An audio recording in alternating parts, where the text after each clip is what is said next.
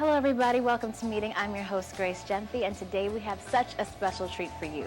We're here with a Baltimore native who is putting her city on the map. Stay tuned for Meeting, Paula Campbell.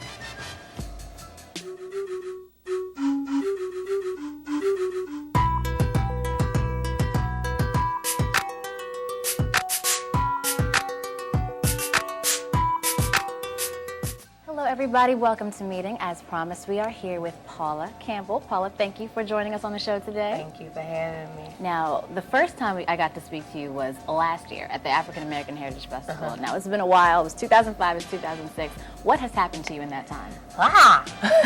Everything. I got signed to Sony, which is great. I finished the album in like 2.5, 3 months. I've been traveling all over the place, got to work with so many different people.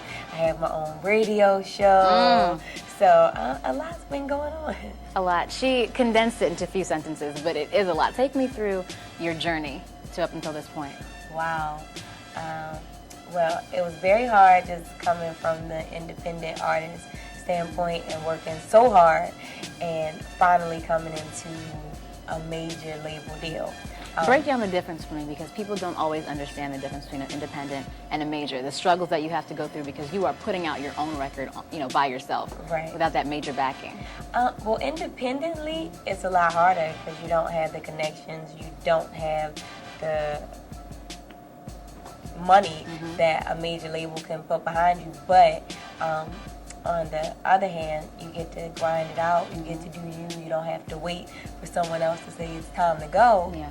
But I mean, it's kind of like catch-22 because then even with the major labels, it's timing and when's the best time for you to go out. Whereas though with an independent artist, you just do a great song and you're like, oh, I want you to put it on the radio, and there's so many different avenues that you have to go through to get there. So being with the major is definitely, in my opinion, a lot of people say, oh, independent. Being with the major, in my opinion, is definitely the way to go, but you definitely have to be on the same time and never fight against your label, understanding where we're going, make the plan, and try to stick to it. The album that you released on your own was Who Got Next? Who Got Next, and I think it was Take You Home that blew up on the radio stations here. So how did you get it on the radio? Because I can't just make a song and say, hey, take it. What was your process? Well, the first song I had was a song called How Does It Feel? And I worked with a local producer in Baltimore, Rod Lee, who was also an air personality.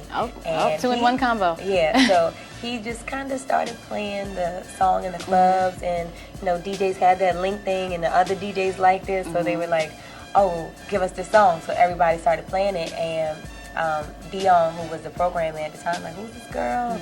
And they just kind of started playing the record because the requests were, like, I was the #1 requested and nobody knew who Paula Campbell, How Does It Feel was.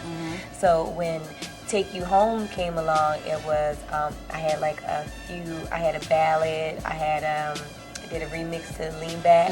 So Take You Home was kind of almost like a fourth record. And I had a core audience, or a huge, fan base audience in the Baltimore, D.C. area. They do love you out here. Yeah, and so it was like, okay, Paula Campbell, Take You Home, play it.